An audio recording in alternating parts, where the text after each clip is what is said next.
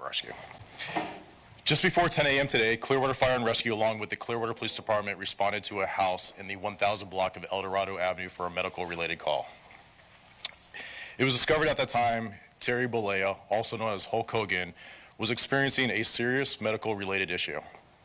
Personnel provided medical treatment at that time and transported Mr. Bollea to Morton Plant Hospital, where he died at 11:17 a.m. The Clearwater Police Department is conducting a death investigation, which is standard in these types of cases. On July 25, 2025, FBI agents in hazmat suits entered Hulk Hogan's 17,000-square-foot Florida mansion. The wrestling legend had been found dead just a day before, but the agents weren't investigating a natural death. When they forced open the heavy steel door of a secret cellar, a wave of cold, foul air hit them. What they discovered beneath the polished floors was so horrifying that even the most hardened, experienced agents began to shudder and physically vomit on the spot. A veteran agent, a man who had seen the work of serial killers, was heard saying with a shaking voice, "This isn't about a legend's death anymore. This is about exposing the true face of a sadistic, racist monster who hid his crimes for decades. An unexpected death and a pivotal investigation." The entire chain of horrifying events began on an otherwise normal, sweltering afternoon on Thursday, July 24th, 2025. Nick Hogan, the son of the famous wrestler, had become concerned after being unable to reach his father by phone for over 12 hours, which was highly unusual. He drove to his father's massive Clearwater estate to check on him, using his own key to let himself in. He called out his father's name with no response, proceeding through the quiet house until he reached the state-of-the-art personal gym, an area where his father spent several hours each day. It was there that Nick made the tragic discovery, finding his 71-year-old father, known to the world as Hulk Hogan, but born Terry Bollea, lying motionless on the floor next to a large weight rack. Initially, the Clearwater Police Department, the first to arrive on the scene, treated the situation as a likely death from natural causes.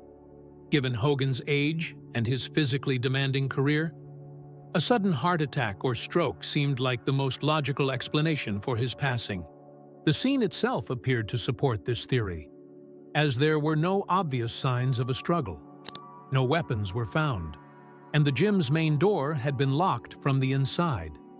However, within a few short hours, the initial assessment began to change dramatically as the first forensic investigators noted several small but significant inconsistencies. Firstly, they identified faint, almost invisible bruising on Hogan's neck, suggesting the possibility of strangulation with a soft object like a towel or a strap. Secondly, the preliminary coroner's report indicated that the body's temperature was unusually low, which did not align with the estimated time of death, suggesting that the body might have been artificially cooled in an attempt to mislead investigators about the timeline of events. These troubling details were more than enough for the Pinellas County Sheriff to make a formal request for assistance from the Federal Bureau of Investigation. Due to Hulk Hogan's status as a global celebrity and the increasingly suspicious nature of his death, the case was immediately elevated to a federal priority. The FBI entered the investigation operating under the new, chilling hypothesis that this was not a natural death, but a cleverly staged murder. The FBI's investigative team began a meticulous, inch-by-inch search of the entire estate, a process that involved forensics experts, technical specialists, and detectives. They conducted lengthy interviews with family members, household staff, and close associates. But no one could provide any information that pointed to a suspect or a motive. The investigation seemed to be heading towards a dead end until the second day of the search, when a young agent on the technical analysis team made a crucial discovery while reviewing the original architectural plans of the mansion. He noticed a significant discrepancy between the old blueprints and the current layout, revealing a large, unaccounted-for void space located directly beneath the personal gym. A space that did not appear in any of the subsequent renovation documents. This discovery sent the team rushing back to the gym for a more intensive search. After more than an hour of carefully tapping on walls, using ground-penetrating radar, and inspecting every surface, they finally found it. A section of the wall behind a large storage locker, which appeared to be solid, was actually a concealed door. When pushed in a specific sequence, it swung open silently to reveal a narrow, dark passageway leading downwards.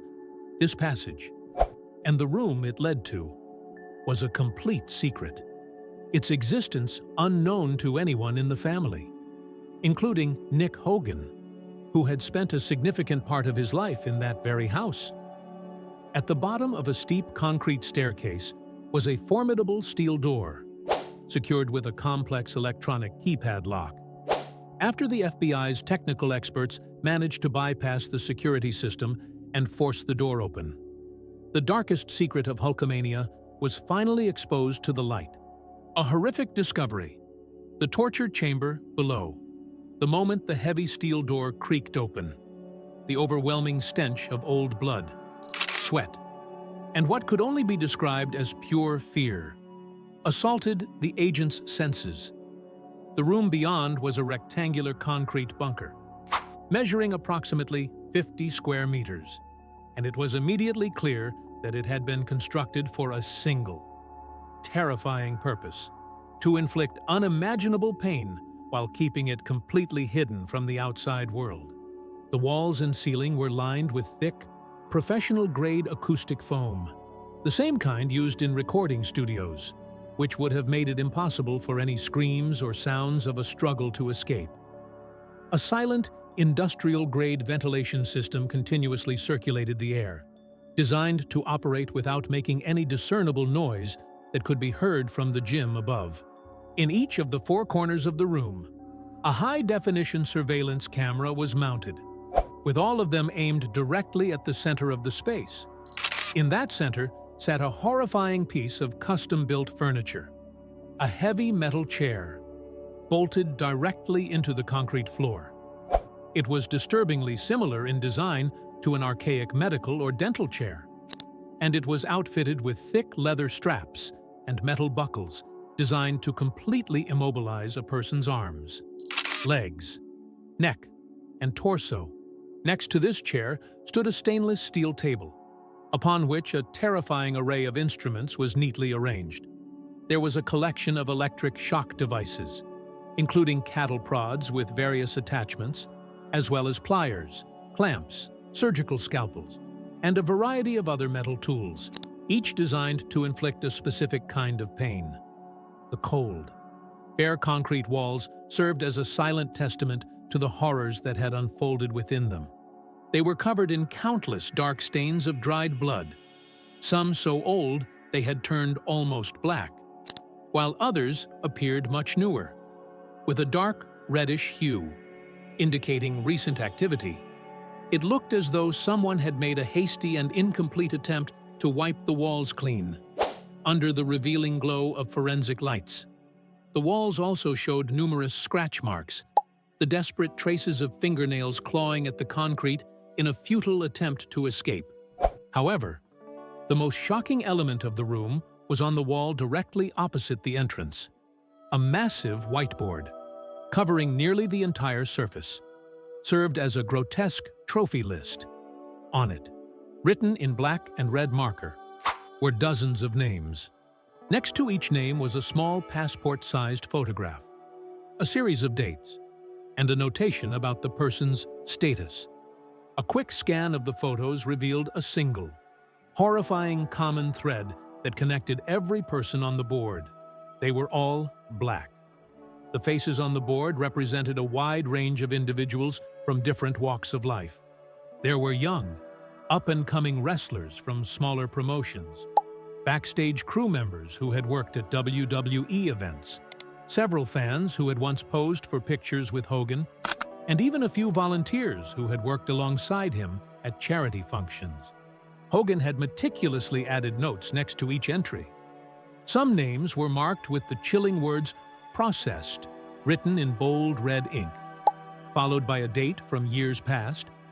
Others had notes like "under surveillance" or "first warning given," indicating they were active targets.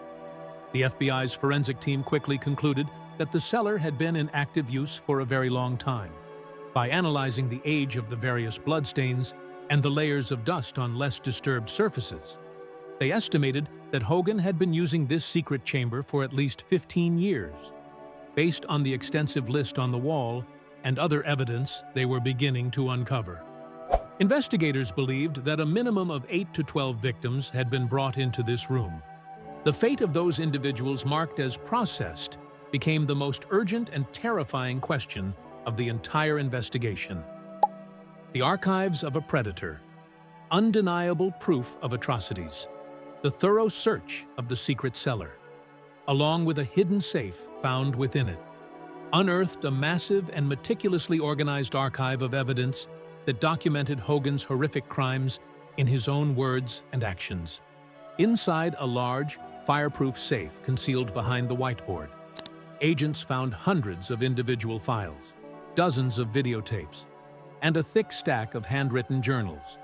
Each file corresponded to one of the names on the list and contained a detailed surveillance report on the individual. These reports included the victims' daily schedules, personal habits, lists of their friends and family, and even psychological profiles that highlighted their fears and weaknesses. It became clear that Hogan had employed private investigators to gather this intelligence, compiling a terrifyingly comprehensive database on the people he intended to victimize. The contents of the videotapes were even more monstrous. They contained raw, unfiltered footage of Hogan himself, inside that very cellar, torturing his captives. In these recordings, the charismatic Hulkamania persona was completely gone, replaced by a snarling, hate-filled monster. He was seen and heard screaming the most vile and degrading racist slurs at his victims, referring to them as inferior, pests who are ruining the Hulkamania legacy, and declaring that they were unworthy of breathing the same air as the superior white race. The acts of torture captured on tape were brutal and relentless, ranging from the repeated use of electric shocks to severe physical beatings and psychological torment. Hogan's handwritten journals provided a direct window into his diseased and hateful ideology. In page after page of neat, controlled handwriting, he wrote about his obsession with what he called the purity of the white race and his profound, deep-seated hatred for black people. He expressed a delusional belief that the success and visibility of black individuals in sports and entertainment were polluting American culture. He saw it as his personal mission to punish any black person he deemed to be arrogant or who failed to show him what he considered proper deference. The files revealed that some victims were targeted for nothing more than publicly criticizing him.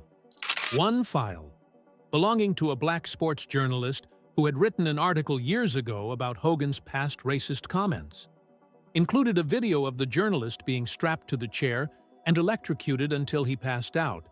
A handwritten note attached to the file read, "Taught him a lesson, he won't be writing lies anymore." The evidence also proved that Hogan had systematically used his immense wealth and powerful reputation to silence anyone who might expose him. The FBI discovered audio recordings of threatening phone calls made to the families of some victims who had disappeared, warning them to remain silent. They also found records of large wire transfers, totaling hundreds of thousands of dollars, sent to these same families, which were clearly intended as hush money. Among the horrifying collection of files, one stood out as particularly alarming because of its recent date. The target was a promising young black wrestler who had reportedly had a verbal altercation with Hogan backstage at an independent wrestling event. This file had been created only a few weeks before Hogan's death. The surveillance notes were extremely detailed, and the final page contained a chilling entry, written in bold red ink and underlined twice. "This one is too disrespectful, needs to be permanently eliminated." This entry was dated July 15, 2025, just 9 days before Hulk Hogan himself was found dead. The hunter becomes the hunted. A case of retribution? The discovery of the torture cellar instantly and completely reshaped the investigation into Hulk Hogan's death. The initial theories of a random home invasion or a murder motivated by financial gain were discarded. The FBI agents were now operating under the firm conviction that Hogan's murder was directly connected to the unspeakable crimes he had committed in his secret basement. The perfectly clean crime scene in the gym now made terrifying sense. The killer, or killers, had deliberately staged the scene to mimic a natural death. Hoping to avoid a deep investigation, they had also manually disabled the specific security cameras covering the gym and the hallway leading to it, an act which demonstrated an intimate knowledge of the mansion's security layout. This was not the work of an amateur. It was the calculated act of someone with a powerful motive. The FBI began to focus on 3 primary theories. The first was that the killer was one of Hogan's victims who had managed to survive the torture and had returned to exact a just revenge. The second possibility was that the murderer was a family member or close friend of a victim who had been marked as processed and had finally uncovered the truth. The third and perhaps most complex theory was that Hogan was killed by a former accomplice, someone who had helped him carry out his crimes and decided to silence him, either to cover their own tracks or out of some internal conflict. A critical piece of evidence emerged when analysts retrieved the data from Hogan's personal cell phone. On the night before his body was discovered, he had received a 15-second phone call from a blocked, untraceable number. Using advanced audio forensic technology, the FBI was able to isolate and enhance the voice on the other end of the line, though the voice was digitally distorted. They managed to decipher a short, whispered message spoken in a low, rage-filled tone. The message was a final chilling threat. "You are going to pay for what you did to my black brothers." Hulk Hogan's death was no longer just a murder mystery. It had become the final, violent chapter in a long and horrific story of hidden atrocities. A story in which the predator had finally and decisively become the prey. The man who had silenced so many was now permanently silenced himself. The flawless mask and the monster beneath for decades. The world had known and loved Hulk Hogan as a larger-than-life American icon. He was the ultimate hero, a muscular figure with sun-bleached hair, a trademark mustache, and a winning smile that promised victory over evil. He championed his famous motto, "Train, say your prayers, and eat your vitamins," which became a guiding principle for millions of children who looked up to him. In the public eye, Hogan carefully cultivated the image of a devoted family man, a loving father, and a generous philanthropist. His involvement in charity work, particularly with sick children, was a cornerstone of his public persona. Images of the gentle giant tenderly holding frail children, giving them gifts, and offering words of encouragement were broadcast around the world, solidifying his status as a role model. He represented the American dream in its purest form, a working-class boy who, through sheer determination and hard work, had risen to the absolute pinnacle of fame and fortune. But it was all an elaborate and meticulously maintained facade. It was a perfect mask designed to conceal the monster that lurked beneath. The truth that bled out from the walls of his secret cellar revealed a completely different man. He was not a hero, but a virulent racist, a cruel sadist, and a predator who believed he had the right to brutalize and destroy people based on the color of their skin. He expertly weaponized his fame and his all-American hero image, using it as the ultimate shield. After all, who would ever suspect Hulk Hogan, the man who told kids to believe in themselves, of committing such heinous acts? Who could imagine that the man who preached positivity was secretly running a private torture chamber in his own home? The past scandal involving a leaked recording of Hogan making racist remarks, which had temporarily tarnished his reputation years earlier, now seemed tragically insignificant in comparison. At the time, Hogan had issued a public apology, claiming it was a low point in his life and that the words did not reflect his true character. The public, for the most part, had been willing to forgive him.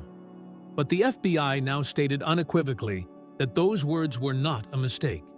They were the tip of a monstrous iceberg. They were a brief glimpse into the hateful ideology that had consumed his mind. An ideology that fueled years of unimaginable cruelty that took place just a few feet beneath where he ate, slept, and presented his smiling face to the world. A collapsed legacy and global outrage. The news of the discovery of Hulk Hogan's secret cellar detonated across the globe like a nuclear bomb, unleashing a shockwave of disbelief, horror, and finally, white-hot rage. Hogan's own family was the first to be caught in the firestorm. A visibly distraught Nick Hogan, accompanied by his girlfriend Sky Daly, held a brief and chaotic press conference on the lawn of a relative's home.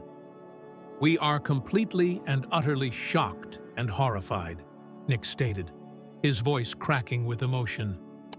"The father that we knew was a man who loved his family. We had absolutely no knowledge of this room, or of any of the actions that are alleged to have taken place there. Their pleas of ignorance, whether genuine or not, did little to quell the growing public fury. The black community in America and around the world reacted with profound pain and righteous anger. Civil rights leaders, prominent athletes, and entertainers issued powerful statements demanding a full and transparent investigation to identify all of Hogan's victims and bring any potential accomplices to justice. The name Hulk Hogan, once a symbol of strength, was now an infamous byword for racist hatred and deceit. The professional wrestling industry, which had built Hogan up as a godlike figure for generations, was thrown into a state of existential crisis.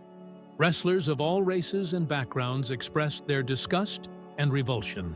WWE, the company that Hogan had helped build into a global entertainment empire, acted swiftly to distance itself, scrubbing all mentions, images, and videos of him from their official website, streaming network, and historical archives. The countless tributes and messages of condolence that had poured in after his death was first announced were quickly deleted and replaced with messages of condemnation. Television networks immediately pulled all reruns of his old matches and reality shows from their schedules. Toy companies issued recalls for his action figures, and memorabilia bearing his likeness was publicly burned or destroyed by heartbroken and betrayed fans. The cultural phenomenon of Hulkamania was officially dead. Its legacy was no longer one of strength, patriotism, and believing in oneself. It had been permanently rewritten as a symbol of hatred, depravity, and the ultimate racial crime. In the end, Hulk Hogan did not die a hero. He died a monster, finally reaping the violent storm he had sown for so many years in secret. The horrific truth hidden in his cellar, the truth he fought so hard to bury, was almost certainly the very reason he was ultimately silenced forever. As the FBI continues to identify his victims and search for his killer, the world watches, waiting to see if true justice can ever be found for the souls who suffered at the hands of a false idol. Who do you think killed Hulk Hogan? Was it a victim who survived? An avenger seeking justice for a loved one? Or a former enemy? Share your theories in the comments below.